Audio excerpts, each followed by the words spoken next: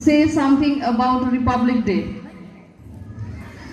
सागर जिसके पांव पखारे, हिमालय जिसका सरताज है, गूंज रहा दुनिया में डंका भारत का, खुशियों का दिन आज है। सुप्रभात आदरणीय मुख्य अतिथि, प्रधानाचार्य, शिक्षकगण और मेरे प्यारे दोस्तों, मैं दिव्याश्री पात्र आपको गणतंत्र दिवस की हार्दिक शुभकामनाएं देती हूँ। मैं अपने आप को बहुत सौभाग्यशाली समझती हूँ क्योंकि मुझे इस शुभ अवसर पर कुछ कहने का मौका मिला है। आजादी का मतलब वो समझ सकता है जिसने कभी गुलामी की हो। हम अपने आप को सौभाग्यशाली मानते हैं क्योंकि हम स्वतंत्र भारत में जन्म लिए हैं। यूं तो आजादी की आग 1857 में ही जल चुकी थी। चारों तरफ इनकलाब जिंदाबाद के नारे गूंज रहे थे और सीने पे गोलियां खाते हुए लहूलुहान देशभक्त भूमि पर गिर पड़ते थे, परंतु कोई आह नहीं, कोई पश्चाताप नहीं। दिख रही थी तो बस एक अलौकिक तेज, और उस तेज में अटल विश्वास हमारा भारत अवश्य स्वतंत्र होगा।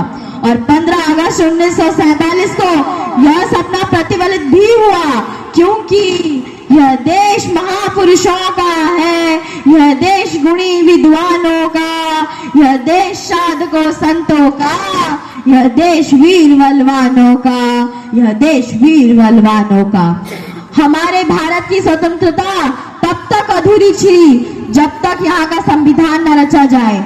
अतः राष्ट्र निर्माताओं की अधीनता में 26 जनवरी 1950 को हमारा संविधान लागू किया गया।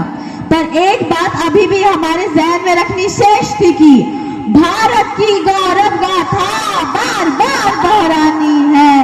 प्यारा भारत देश हमारा, हम सब हिंदुस्तानी हैं, हम सब हिंदुस्तानी हैं।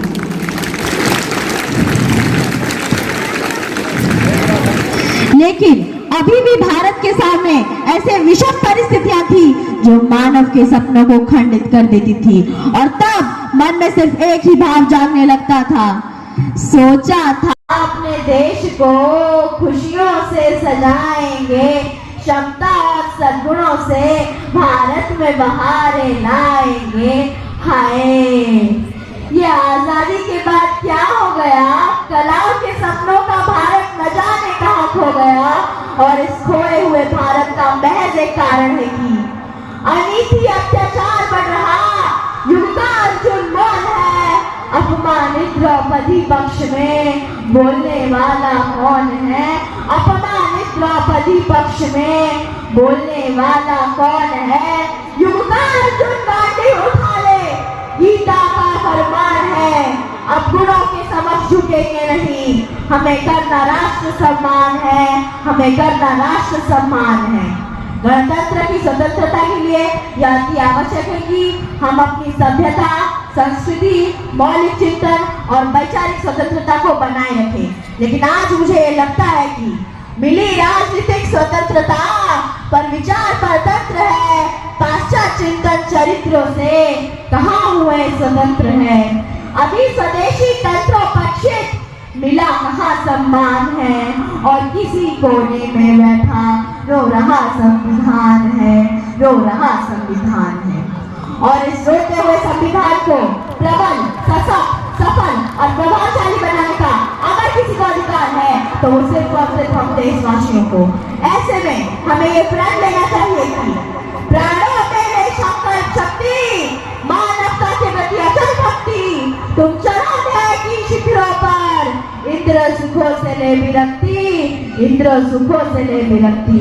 और जिस दिन हम ये करने में सफल हो जाएंगे उस दिन इस देश का बच्चा बच्चा आर्थिक सम्मोहन त्याग कर पतितों को गले लगाने लगेगा, और उस दिन एक ऐसा देश का निर्माण होगा जो निष्पक्ष और निष्कलंक होगा।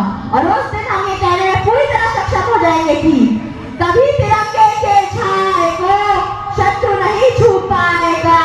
धैर्य, एकता और साहस से हर प्रश्न सुलझता जाएगा, हर प्रश्न सुलझता जाएगा।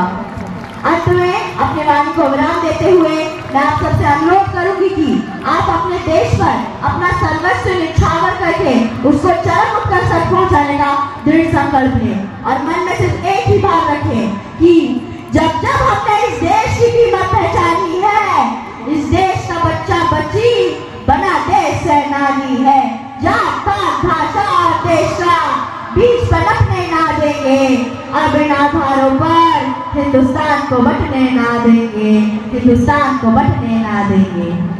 Thank you. जय हिंद, जय भारत।